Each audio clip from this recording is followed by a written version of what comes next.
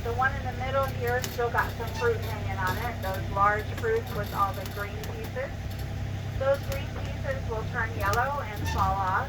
And if you are really desperate and hungry, you can chew on them and suck the juices out.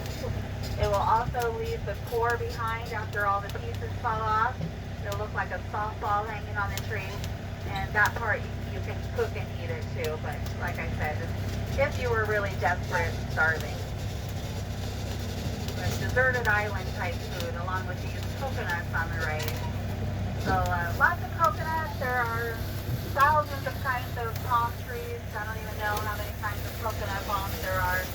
They produce different types of coconut fruit. The young yellow or orange ones or green ones you can drink the water out of. It's very high in electrolytes. And as the coconuts mature, that outer husk will turn brown. And it'll start to form the hard shell on the inside. So once you have the hard shell inside, that'll have the white coconut flesh in there that you can eat and very little water by that time. On the left side here on the curve, we have the candlenut tree. This is the tree of Hawaii. So those green fruits that you see on the tree, when you pick that, it has a sap that comes out. And that is the source of kukui oil that's used in skin and hair products. On the inside of the green fruit, it has a nut that you can cook and eat. The nut is flammable, that's why they call it the candle nut. So the nut, when you set it on fire, will burn for about 15 minutes. And they used to use that in some Polynesian ceremonies to help keep track of time. You can also polish the nut, make it nice and shiny, and string it and wear it around your neck as a lei. Across the back of the park here, this is mango row. More mango trees on both sides of you here. These trees were just loaded with blooms a few weeks ago. A lot of the bloom has come off. Some of them are setting fruit. Some it looks like may not be getting very much fruit this season. We did have a lot of windy days, especially over this past week, and that's not good for holding on to the flowers and the blooms. So mangoes, like I said, will start to ripen around the end of May, and in June and July there will be a lot more fruit. So when you come back in the summertime, if you bring your pocket knife and some paper towels and some water to clean yourself with, you'll see the mangoes on the ground under the tree. You go to the tree and read that black tag, and that will tell you what type of mango it is. And then you'll know which kind you're trying, and you'll discover new varieties that you never had before, and maybe even figure out which kind of mango you want to grow in your yard. Usually what you find for sale at the grocery store are the really pretty ones with pink and purple skin. They put some wax on them and they shine them up real nice because everybody wants to eat the pretty fruit. But there are some really delicious mangoes that might just have green or yellow skin. Might even have some spots on the skin, and that's okay because when you peel it, it's still a beautiful mango underneath. So we are the largest mango collection that's open to the public. So we're a good resource to come and be able to try the different varieties. As we come out of the mangoes, we're heading into Asia.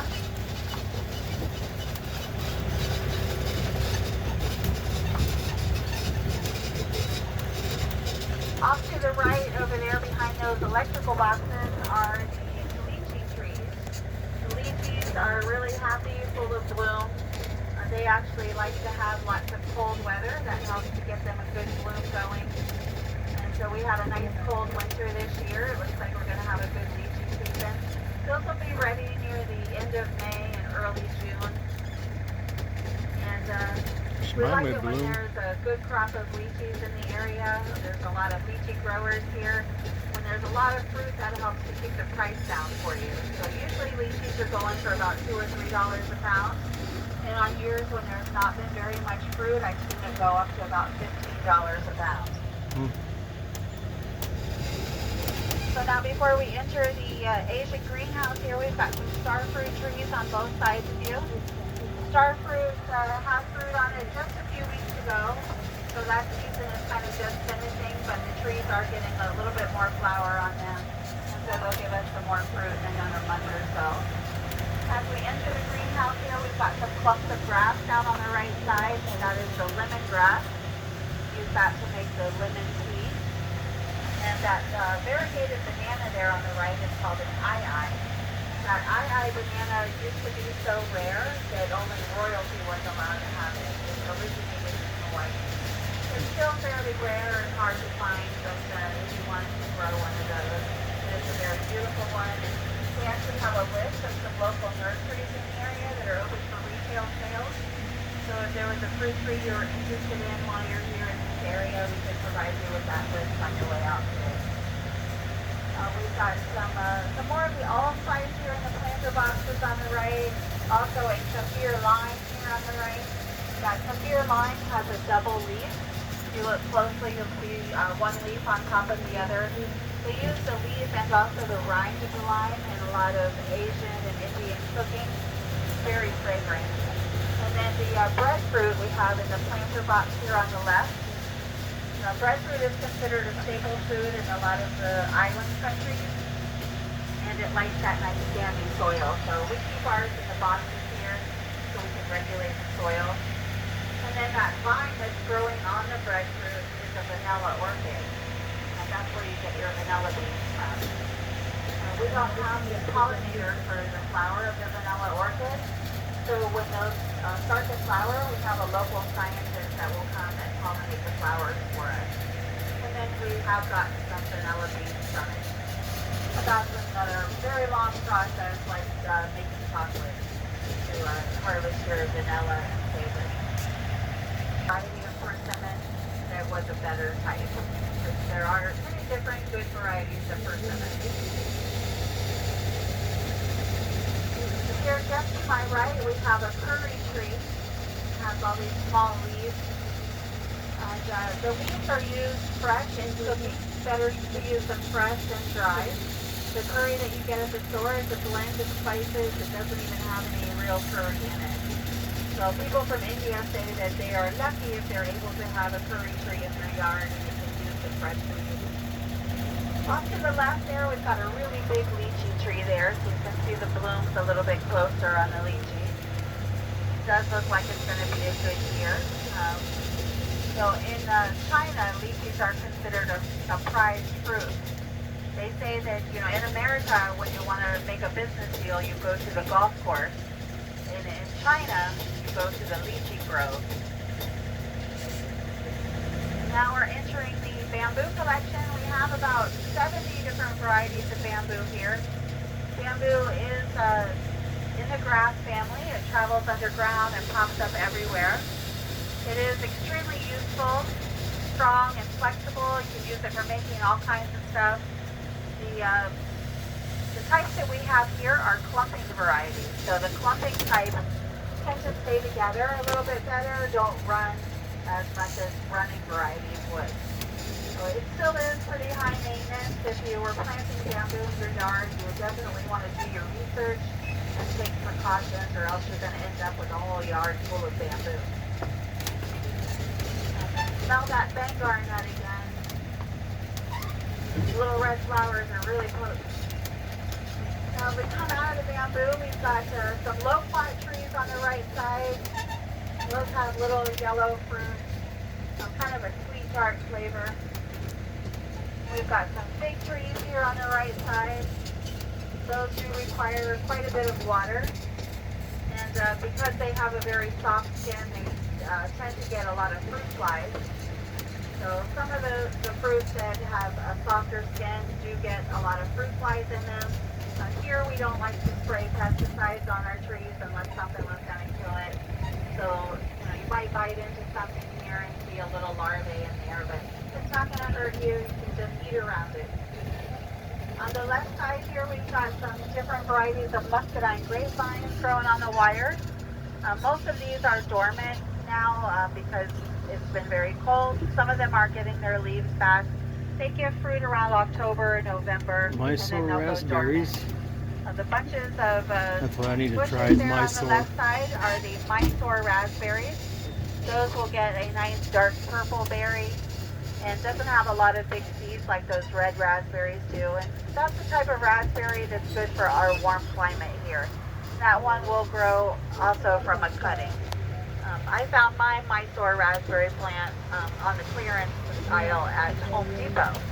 So they do occasionally have some of these plants that we have here in the park. We've got an olive tree here on your left that's been chopped up, and then a couple of pomegranate bushes.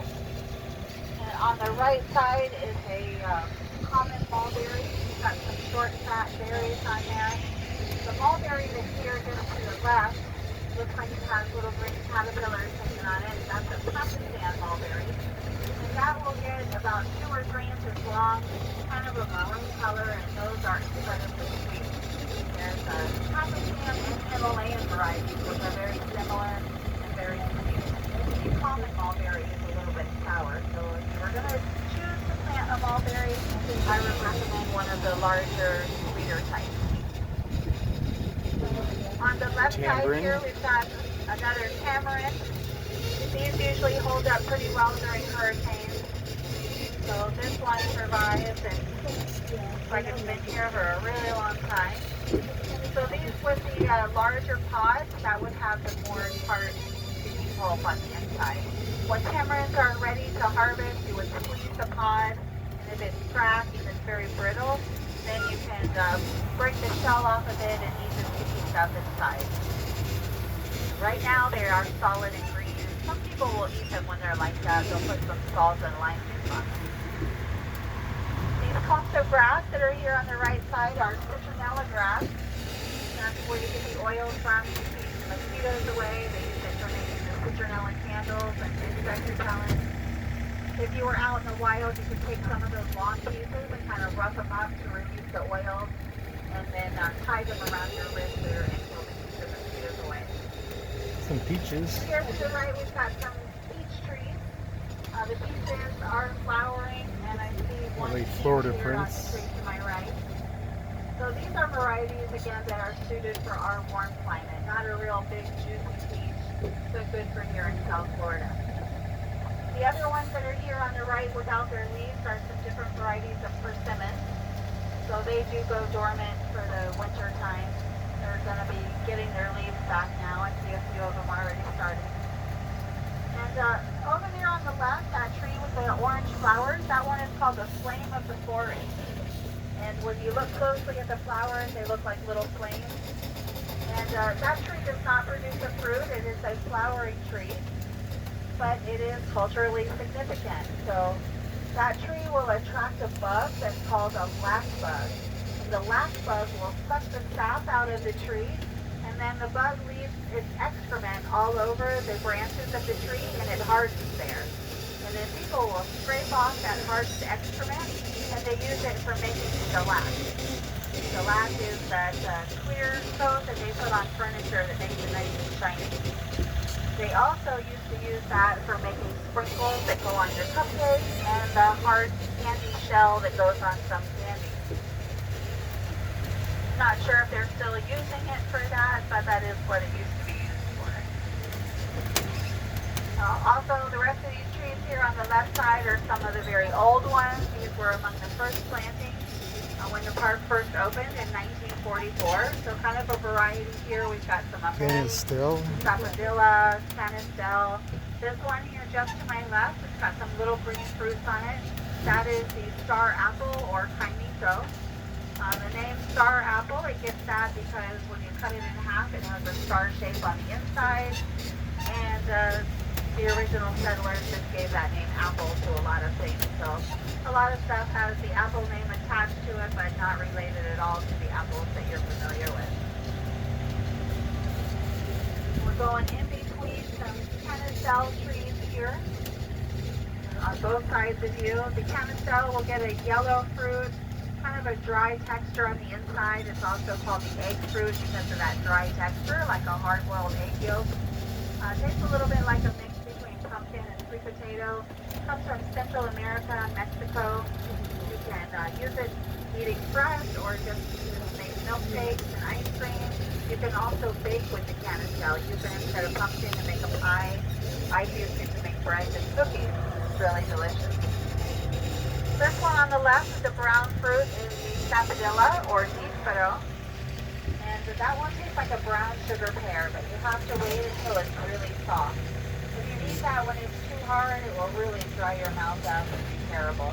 So when it's nice and soft, it's a little bit grainy like a pear, it's got a brown texture on the inside, and very, very